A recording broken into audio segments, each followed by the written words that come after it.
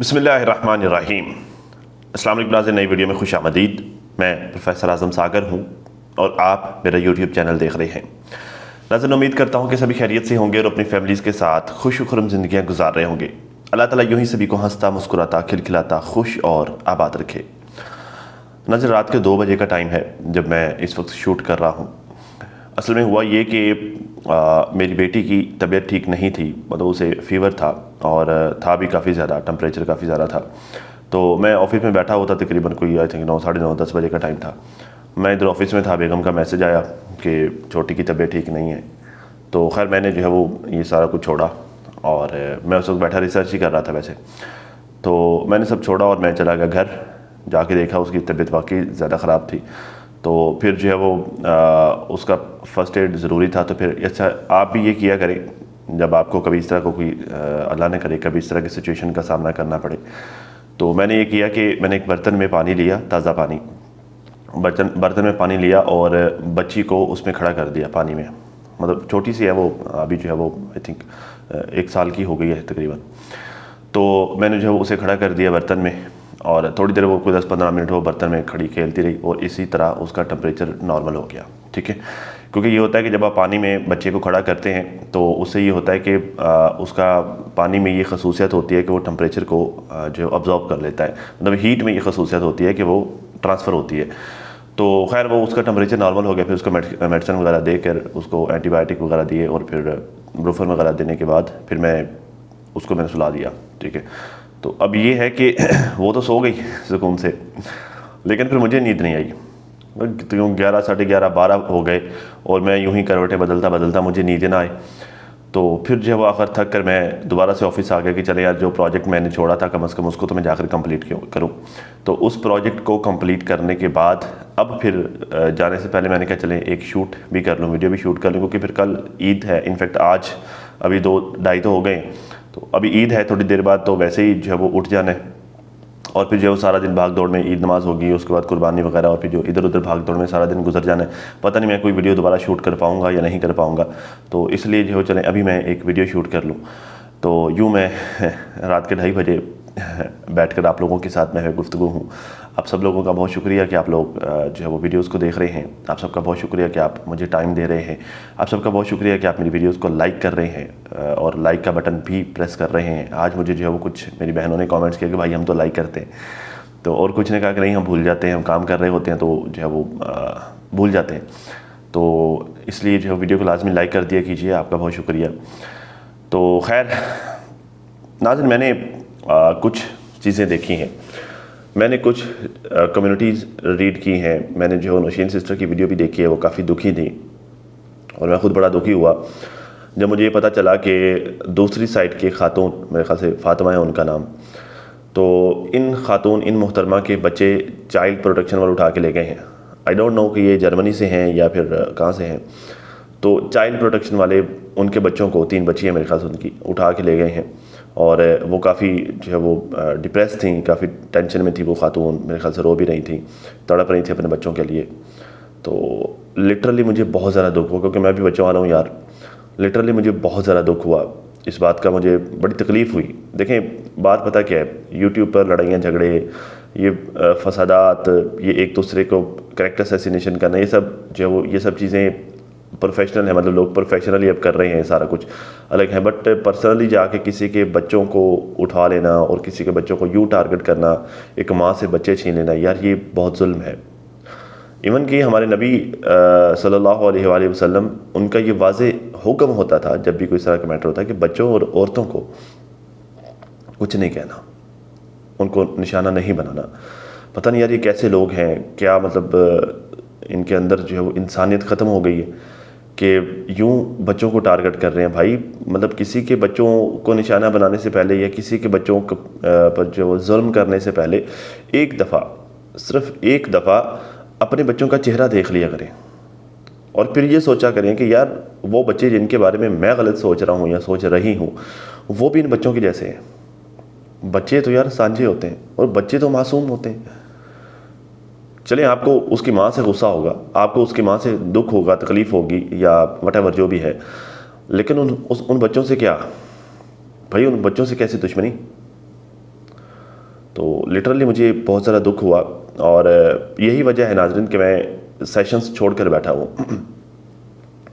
मतलब आप लोगों को इस बात का पता है कि मेरा पैनल एक बड़ा पैनल था, ठीक है, लेकिन उस पैनल पर कुछ इस तरह के हादसात हुए, इस तरह की चीज़ें हुई कि वो लोग कि जिनको जो है वो जो मेरे बहुत करीबी थे, जिनको मैं बहनें कहा करता था, जो मुझे भाई कहा करती थी, तो मामला ख़राब हुए। ख़ुद मुझे भी तकलीफ़ से गुजरना पड़ा, उन सब से जो है वो मुझे भी तकलीफ़ हुई उन सारी चीज़ों से।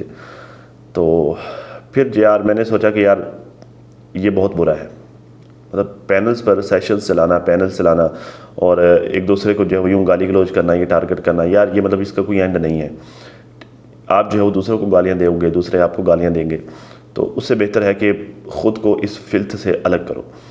तो हाँ, इस दौरान जो है वो मैंने क्वेश्चन एंड आंसर सेशंस ज़रूर किए थे, 2-4 जो है वो लोगों के साथ इंटरेक्शन, मतलब 2-4 इस तरह के किए थे, पब्लिक के साथ इंटरेक्शन वगैरह, जो है वो सोलो लाइव करना, इस तरह की चीज़ें ज़रूर की थी।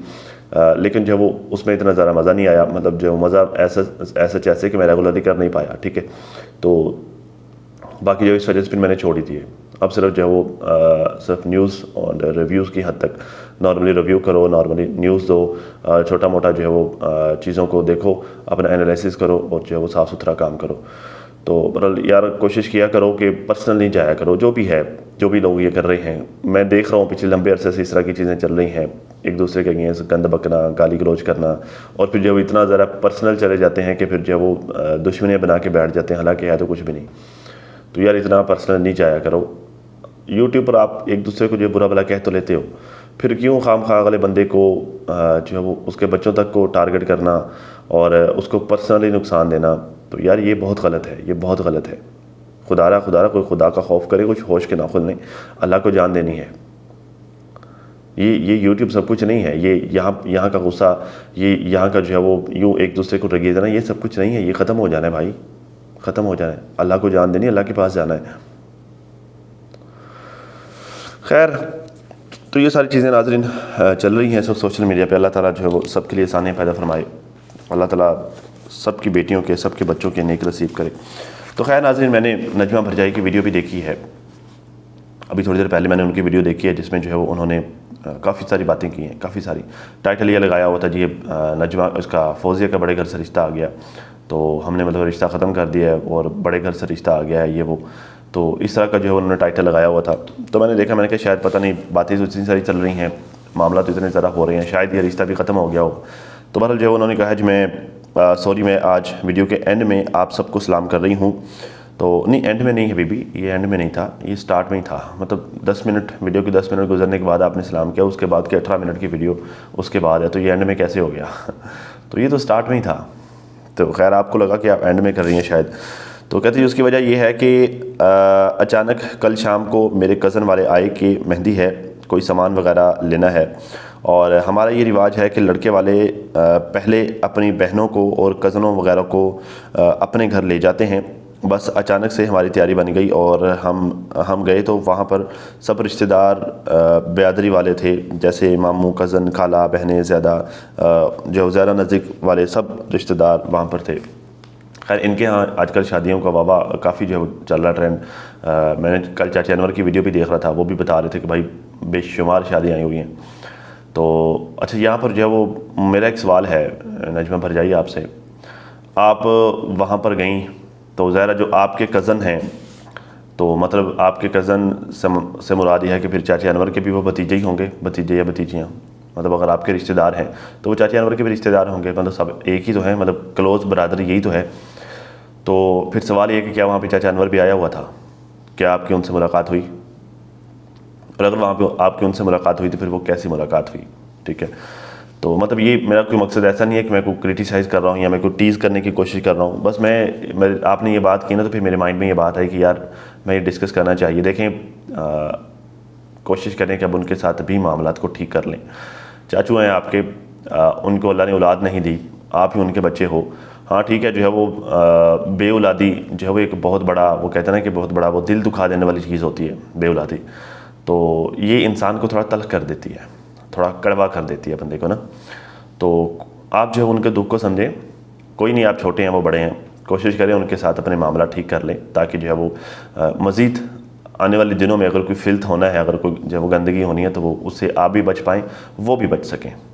तो मेरा तो ये ब्रदराना मशवरा है आपको, बाकी जो आपकी मर्ज़ी है, आप लोगों ने क्या करना है क्या नहीं करना। चाची अनवर को भी मेरा मशवरा यही है कि आप भी थोड़ा हौला हाथ रखा करें, आपके बच्चे हैं, सारे आपके बच्चे हैं, तो आप जो है वो आपको इस बात को अब ये समझ लेना चाहिए कि इज़्ज़त देने से इज़्ज़त मिलती है। आप शफ़क़त देंगे, आपको इज़्ज़त मिलेगी। अगर आप कहें कि आप डांटते भी रहें, आप जो है वो बुरा भला भी कहते रहें, आप जो है वो उसको झूठा भी साबित करते रहें और आपको बदले में इज़्ज़त भी मिले, तो ऐसा नहीं होगा। आप शफ़क़त से पेश आएँ, आपको बदले में इज़्ज़त मिलेगी, ठीक है। क्योंकि जो है वो हदीस नबी भी है जिसका मफ़हूम यह है कि छोटों के साथ शफ़क़त से पेश आऊँ। तो आप जो अपने छोटों से शफ़क़त से पेश आया करें, आपके छोटों को चाहिए कि वो आपसे इज़्ज़त और एहतराम से पेश आएँ, ठीक है ना। तो खैर जी, कहते जी हमारे यहाँ मेहंदी छुड़ाना मतलब बालों को बांधते हैं, फिर उसे 7 सुहागनें मिलके खोलती हैं। मतलब ये तो मैं फ़र्स्ट टाइम ही सुन रहा हूँ कि मतलब वो 7 सुहागनें, मतलब उनका सुहागन होना ज़रूरी है, मतलब मुझे तो इस बात की समझ नहीं आती। तो खैर बहरहाल ये रसूमात हैं जी, ये रस्म व रिवाज हैं, हर बिरादरी के और सबके, हर कौम के अलग अलग होते हैं। हमारे यहाँ खैर इस तरह का कोई सीन नहीं होता कि और इतने दिन पहले हमारा कोई फंक्शन भी नहीं होता। बस हमारा ये होता है मायों में बिठाया जाता है। मायों में बिठाने का मतलब ये होता है कि कोई ऐसा कोई फंक्शन तो नहीं होता, बस जो है वो घर की ही बुज़ुर्ग ख़वातीन जो है वो बेटी को घर में बिठाकर दुआएं देकर जो है वो बस ठीक है ये अब से मायों में बैठी है। ये 6-7 दिन पहले ये इस तरह का छोटा मोटा होता है। और अगर लड़के की शादी है तो फिर उसे कहते हैं जी पग, उसकी पग है जी, पग बांधना कहते हैं। उसमें घर के 4 बुज़ुर्ग, ख़ानदान के 4 बड़े बुज़ुर्ग इकट्ठे होकर बैठते हैं। 4 से मतलब 4 ही नहीं, मतलब घर जो ख़ानदान के बड़े बुज़ुर्ग होते हैं वो इकट्ठे होकर बैठते हैं सारे। और फिर उसमें ये होता है, कुछ भी नहीं होता उसमें, जो है वो मिठाई शिठाई खाते हैं, सारे मीठा खाते हैं। और फिर जो है वो हर किसी की ज़िम्मेदारियाँ लगाई जाती हैं कि जी तुम लड़के के चाचा हो तो तुम्हारी ये ज़िम्मेदारी, तुमने फ़लाँ मामला निपटाने हैं, और तुम जो है वो आपकी फ़लाँ ज़िम्मेदारी है, आपकी फ़लाँ ज़िम्मेदारी आपकी। तो यूँ जो है बिरादरी को इकट्ठी करके उनकी ज़िम्मेदारियाँ लगाई जाती हैं। बस इसे कहते हैं पग बांधना।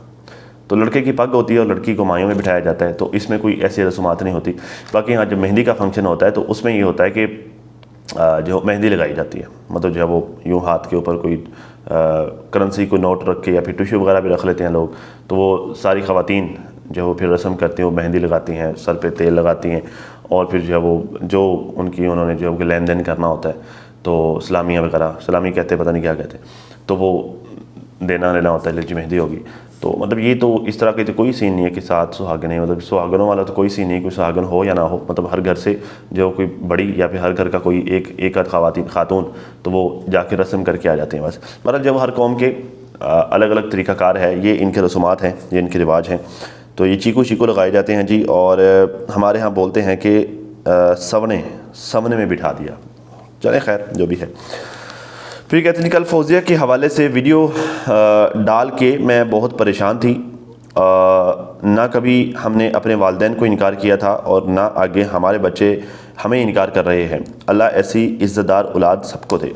देखिए आप वाकई कुछ ज़्यादा ही इमोशनल हो गई। मैंने कल भी अपनी वीडियो में ये बात बोली थी कि थोड़ा लाइटली लें, इतना ज़्यादा सख्त रिएक्शन देने की ज़रूरत नहीं है। हाँ ठीक है, बच्चे हैं, ज़रा बच्चे सबको प्यारे होते हैं, औलाद सबको प्यारी होती है, ख़ास तौर पे बेटियाँ। लेकिन जो है वो देखें, आप अगर जो है वो उसने कोई बात कर ही दी है, वैसे ज़रा उसने की है तो गलत की है, बट अगर जो है वो आप इसको बहुत ज़्यादा डिस्कस करेंगे ना, तो जितना आप डिस्कस करेंगी सारे उतना भी डिस्कस करेंगे, फिर वो बहुत ज़्यादा डिस्कस होगा। ठीक है, हाँ कोशिश करें कि आप ये अवॉइड करें। कोई नहीं, छोटी मोटी बातें हो जाती होती हैं, लोगों की बातों पे कान नहीं धरते होते, तो छोटी मोटी बातें हो जाती हैं, इग्नोर करें और आगे बढ़ जाएं। ठीक है, जितना आप उछालेंगी उतना ज़्यादा बातें आपकी बेटी के बारे में ही होंगी। ठीक है, तो लोगों को आप खुद मौका दे रही हैं, आप अवॉइड करें, मत ज़रा इतना ज़्यादा मत उछालें इसे। और जो इकराम है ड्यूटी करता है, कहते अच्छा लड़का है, खूबसूरत है, ये बात मैं आपको बार बार समझा रहा हूँ, ये कहते वहते पे मत जाएं, आप खुद जाके इन्वेस्टिगेट करें। बेहतर यही होगा आपके लिए भी, आपकी बेटी के लिए भी, आपकी फैमिली के लिए भी बेहतर यही होगा। ये कहते पे ना जाएं कि कहते हैं, क्योंकि भाई जब कहते हैं, आप अभी आप कह रहे हैं जी कहते हैं, फिर जो लोग कह रहे हैं कल आप उनको पकड़ के बैठी होंगी जी आपने कहा था। ठीक है, तो उससे बेहतर ये है कि आप थोड़ी खुद से तसल्ली कर लें, सिर्फ कहने पे मत जाएं। ठीक है, तो खैर मुझे किसी ने कमेंट किया कि आपकी बेटी ने बचपन में देखा होगा, उसे प्यार हो गया होगा, तो आज तक मेरे बच्चे कभी भी उधर नहीं गए। किसी की बेटी पर इल्ज़ाम लगाने से पहले आप भी सोचें कि हम किसी की बेटी पर बात कैसे कर सकते हैं। यार अभी तो वो खुद छोटी सी बच्ची है, मतलब अब और उसका क्या बचपन होगा। मतलब अभी जो वो मेरे ख्याल से वो सन बलोगत में दाखिल हो रही है तो उसके रिश्ते की बातें चलना शुरू हो गई हैं, ठीक है। तो जब वो इस एज से पहले तक तो वैसे ही बच्चों को होश ही नहीं होती, मतलब उसने क्या किसी को देखना और क्या पसंद करना। तो जब वो सन बलोगत में अभी दाखिल हो रहा है तो अभी उसकी शादी हो रही है तो अब क्या मतलब उसको टाइम कहाँ मिला होगा। तो मतलब देखिए एक वैलिड बात नहीं है, और नजमा बताइए आपको भी पता है कि वैलिड बात नहीं है, तो अब आप जो वो क्या हर कमेंट को उठ के जवाब देने आ जाएंगी। छोड़े, मतलब जो कमेंट आपको समझ नहीं आ रहा तो आप इग्नोर कर दें। अब जो है वो हर कोई अपना अपना पॉइंट ऑफ व्यू देता है, सारे ही ज़रा ऑडियंस है, पब्लिक है, तो सभी बात करते हैं। तो ज़रूरी तो नहीं है कि हर कमेंट को आप रिस्पॉन्स करने लग जाएं। अब देखें आपने कमेंट का रिस्पॉन्स किया, मैं भी डिस्कस कर रहा हूँ इस चीज़ को, और भी कई लोगों ने डिस्कस किया होगा, तो आप खुद मौका दे रही हैं कि जो इस चीज़ को ज़्यादा उछाला जाए। तो थोड़ा तहम्मुल से काम लें, थोड़ा सब्र से काम लें, कोई नहीं खैर है, थोड़ा ठंडी हो जाए, हो जाता है, बातें हो जाती हैं। जब आप सोशल मीडिया पे हैं ना, मैस मीडिया पे हैं, ये मैस कम्युनिकेशन हो जाता है ना, मैस मीडिया। तो जब मैस मीडिया पे आप हैं तो यहाँ पर चीज़ें मैस लेवल पर होती हैं, ठीक है। तो जब मैस लेवल पर चीज़ें होती हैं तो फिर वो बिल्कुल परफेक्ट नहीं होती, जिस तरह से आप चाह रहे होते वैसे नहीं होती, क्योंकि उसमें जो है वो बहुत सारी चीज़ें और भी ऐड हो जाती हैं, बहुत सारे मीडियम और ऐड हो जाते हैं। तो थोड़ा आप तहम्मुल से काम लें, कुछ नहीं होता, अल्लाह खैर करेगा, ठीक है। खैर कहते जी वालिदैन ही अपने बच्चों के लिए अच्छा देखते हैं, अच्छा सोचते हैं, इसीलिए हमने ये किया है कि लड़का बहुत अच्छा है और सुलझा हुआ लड़का है। किसी ने कहा कि रमज़ान ऐसा है, तो नहीं भाई, ऐसी बात नहीं है। लड़का बहुत अच्छा है, पढ़ा लिखा है, सुलझा है, जॉब भी बहुत अच्छी है, उसके बोलने में भी मतलब वो बोलने में भी अच्छा है, उसकी जॉब भी अच्छी है, और पढ़े लिखे लोगों में रहा है, शऊर वाला है, और हमने नहीं देखा सुना है। मतलब इतनी इस लेवल पर जाकर आप तारीफ़ें कर रही हैं, वो मतलब उसमें ये वाली खूबियाँ ना भी हों तो अब आपकी वीडियो देख के तो ज़रूर पैदा हो जाएंगी। तो आप कह रही हैं कि आपने देखा नहीं, आपने सुना है, फिर आप मतलब आप पता नहीं दो तीन बातें कर रही हैं, कुछ समझ नहीं आ रही। मतलब मैं बार 3-4 दिन से तो आपको कह रहा हूँ कि भाई खुद देखें, और अब स्टिल बिना देखे आप ये कह रही हैं कि आपने देखा नहीं है, बिना देखे आप जो है इतनी तारीफ़ों के पुल बांध रही हैं। तो मतलब इसमें तो कोई लॉजिक समझ नहीं आती है, कोई बात समझ में नहीं आती। बेहतर ये कि पहले आप देख लें, या शायद आपने देखा होगा और आप ये बताना नहीं चाह रही कि हमने देखा है, ठीक है। हो सकता है कहीं कोई शादी ब्याह के मौका पर या कहीं आने जाने पे आपने देखा हो, तो उस बेस पे आपने ज़ाहिर भैया आपका जो है वो मामू का बेटा, मतलब आपका कज़न है, मामू का बेटा, आपके मामू का बेटा तो आपका ज़ाहिर कज़न ही हो गया ना, तो आपका कज़न है वो, तो ऐसा तो नहीं है ना कि कभी देखा ही नहीं होगा, तो देखा होगा, ज़ाहिर माइंड में पिक्चर होगी, तो इस वजह से तो आपने जो है वो एग्री भी किया है। तो अब ये ना कहें कि हमने देखा ही नहीं है, तो ये थोड़ी बात जो है वो समझ से बाहर हो जाती है। ठीक है, खैर तारीफ़ें बहुत सुनी है, और मामा आया था तो वो भी इतनी ज़्यादा तारीफ़ें कर रहा था, तो ज़रा वो उनके बच्चे हैं, उसने तो तारीफ़ें करनी है, वो थोड़ी बताएगा जी मेरा बच्चा अच्छा है या बुरा है, आप खुद जाके देखें क्या है क्या नहीं है। और मामी कहती जी मैं जो है वो इसे अपनी बेटी बना के रखूँगी, इसे काम नहीं करने दूँगी। मामा कहते जी मैं इसे अपनी बेटी बना के रखूँगा। तो खैर ये है जी। लोग कहते हैं कि वो फैमिली ठीक नहीं है, गरीब है, तो भाई अमीरी और गरीबी अल्लाह की तरफ से आती है और रिश्ते नसीब से होते हैं। वो जैसे कहते हैं कि आसमानों पर बनते हैं, बेशक रिश्ते आसमानों पर बनते हैं, लेकिन अल्लाह ने इख्तियार आपको दिया है, अल्लाह ने जो है वो उसे आपके हवाले किया है, जिम्मेदारी आपकी लगाई है। तो अल्लाह ने ऊपर रिश्ते बना दिए हैं, लेकिन आपको अक्ल भी दी है कि भाई आप देखें, जांचें परखें और फिर उसके बाद फैसला करें, ठीक है। बाकी रही बात अमीरी की और गरीबी की, अमीरी गरीबी मैटर नहीं करती, रिश्ता करते हुए वैसे भी थोड़ा ये देखना चाहिए कि ज़्यादा ऊंचा मत जाएं, ठीक है, क्योंकि ज़्यादा ऊंचा उड़ना हमेशा नुकसानदेह होता है। कोशिश करने की ज़रा अपने लेवल तक ही रहें, ठीक है। इनफैक्ट लेवल से थोड़ा नीचे ही हो तो वो ज़्यादा बेहतर होता है, ठीक है। अगर आप ऊंचा जाने की कोशिश करेंगे तो फिर जो है वो मामला बहुत ज़्यादा ख़राब हो जाते हैं, क्योंकि आप उस लेवल तक पहुँच नहीं पा रहे होते, ठीक है। उन लोगों की सोच ही डिफरेंट होती है। तो खैर जो है वो गुर्बत मैटर नहीं करती, खैर इतनी भी गुर्बत नहीं है। अगर वो लड़का को 45, 50 या 60 हज़ार अगर वो महीने की सैलरी ले रहा है तो एक रीज़नेबल सैलरी ले रहा है वो, ठीक है। तो बाकी जो है वो ज़रा रह भी वो वहीं पर रहा है, तो ख़र्चा भी सारा उन्हीं का हो रहा है, तो एक ठीक है, मतलब इतनी बुरी भी सैलरी नहीं है उसकी, ठीक सैलरी है। 50-60 हज़ार में जो है वो दो लोग तो खैर अच्छा गुजारा कर ही सकते हैं। बाकी जब उसके सर पे जिम्मेदारी पड़ेगी तो वो मज़ीद भी मेहनत करेगा भाई, अब उसका जो है एक और नफूस इसके साथ शामिल हो जाएगा। अल्लाह ताला जब आगे जाके बरकत डालेगा तो फिर वो ज़रा और चीज़ें भी सोचेगा। अगर आप कह रही हैं कि समझदार है तो खैर इतना भी गरीब नहीं है। बाकी जो है वो मैंने सुना है कि उनकी ज़मीनें भी हैं, तो अगर वो ज़मीनों वाले भी हैं, अगर उनकी ज़मीनें भी हैं तो बैकअप भी है उनके पास। फ़ातिमा की शादी के बाद फ़ौज़िया के बहुत सारे रिश्ते आए हैं, और रिश्ते आए थे हमारी फैमिली से आए थे जो है वो कुछ माशाल्लाह मतलब घर गाड़ियाँ ज़िम्मेदार फैमिली से, लेकिन हमने अभी करना ही नहीं था। तो खैर मतलब रिश्ते पहले से आ रहे हैं।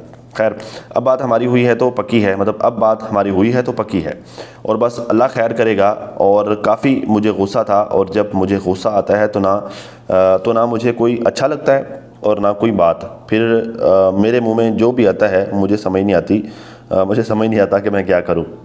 और ख़ास तौर पर मेरी बेटियों पर जब बात आती है तो मेरी बिल्कुल भी बर्दाश्त ख़त्म हो जाती है। खैर बच्चों के हवाले से ज़्यादा सारे ऐसे होते हैं, लेकिन आप थोड़ा तहम्मुल से काम लें, कुछ नहीं होता, अल्लाह खैर करेगा, ये वक्त गुजर जाना है, ठीक है।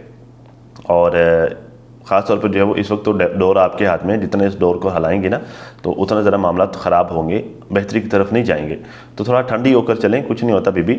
और वैसे भी आपके जिस तरह के दिन चल रहे हैं आपको थोड़ा ठंडा होकर चलना चाहिए ठीक है, इतना ज़रा भाग दौड़ करेंगे तो मसाइल भी पैदा हो सकते हैं, ठीक है। खैर कहते हैं जी, आप लोगों ने भी राय सही रखी, लेकिन हमने सोच समझ के फ़ैसला किया है, हमारी अपनी फैमिली है, हमने सोच समझ के किया है, ये नहीं कि कुएं में धकेल दिया। तो ठीक है, अगर आपने सोच समझ के फ़ैसला किया तो बस फिर आंखें बंद करें, फिर जो है वो यूँ कभी रमज़ान और कभी इस तरह के लोगों की बातों पर कान क्यों धर रही हैं भाई। अगर आपने सोच समझ के फ़ैसला किया है तो फिर ज़ाहिर वालिदैन तो फिर अपने बच्चों के बारे में बुरा नहीं ना सोचते। तो अगर आपने सोच समझ के फ़ैसला किया तो बस फिर अल्लाह का नाम लें और मामला को चलने दें। फिर यूँ रोज़ जो है वो कभी किसी कमेंट पर रिस्पॉन्स करना, या फिर जो है वो कभी किसी वीडियो पर रिस्पॉन्स करना, या जो है वो खाम खा क्लियर करने के लिए आना, तो उतना ज़्यादा क्लियर भी नहीं करते होते, ठीक है ना।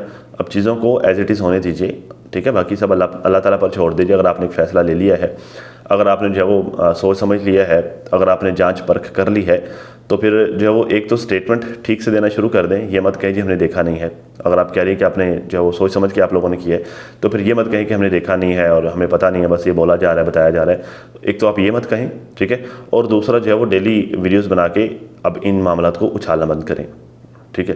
क्योंकि जो अल्लाह के काम होते हैं ये, और रिश्ते नसीब से होते हैं। तो अब जब अगर अल्लाह ने एक रिश्ता बना दिया है तो आप जो है एहतराम करें। बस अब एक डिसीजन ले लिया है, कर लिया है, तो पीछे नहीं हटें, कोशिश करें पीछे नहीं हटें। हम बाकी एक अपनी तसल्ली लाजमी करें, अनटिल अगर जो है वो कोई बहुत बड़ा इशू नज़र नहीं आता तो पीछे मत हटें। क्योंकि जो है वो रिश्ता होने के बाद, बच्चों के रिश्ते हो जाने के बाद भी पीछे हटना भी मुनासिब नहीं होता, ठीक है। तो खैर आप समझदार हैं, अच्छी खासी समझदार हैं, ठीक है, माँ भी हैं, तो मैं अब क्या आपको समझाऊँ। तो खैर अल्लाह ताला सबके लिसाने पैदा फरमाई जी।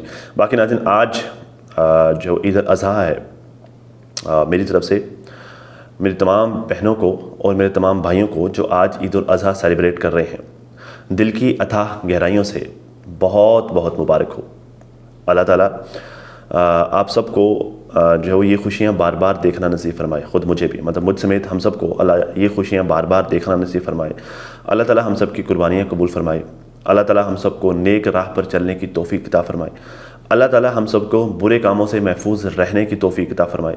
अल्लाह ताला हम सबको अल्लाह की राह में बुराई छोड़ने की तौफीक अता फरमाए। और ये कुर्बानी करने का मकसद ये होता है कि अपने नफ्स को कुर्बान करना। जब आप कुर्बानी कर रहे होते हैं तो आप एक्चुअली अल्लाह ताला से यही वादा कर रहे होते हैं कि हम जो है वो आपके लिए, मतलब अल्लाह के लिए अपने नफ्स की भी कुर्बानी देंगे। तो अल्लाह ताला जो है वो हमें इस कुर्बानी के सदक़े अपनी नफसानी ख्वाहिशात को कुर्बान करने की भी तौफीक अता फरमाए। अल्लाह ताला हमें अपने नफ्स पर कंट्रोल करने की भी तौफीक अता फरमाए। अल्लाह ताला हम सबको अपना गुस्सा ठंडा करने की भी तौफीक अता फरमाए, अपने गुस्से पर काबू पा लेने की भी तौफीक अता फरमाए। जिस तरह से आज किसी को गुस्सा आया और फातिमा के बच्चे छिन गए, तो अल्लाह ताला जो है वो सबको अमल नेक करने की तौफीक अता फरमाए। तो खैर नाज़रीन, अब तक इतना ही। अपना और अपनी फैमिली का बहुत ज़्यादा ख्याल रखिए, और साथ अपनी दुआ में मुझे भी लाजमी याद रखिएगा। मिलते हैं किसी नई वीडियो में, तब तक के लिए अल्लाह हाफ़िज़।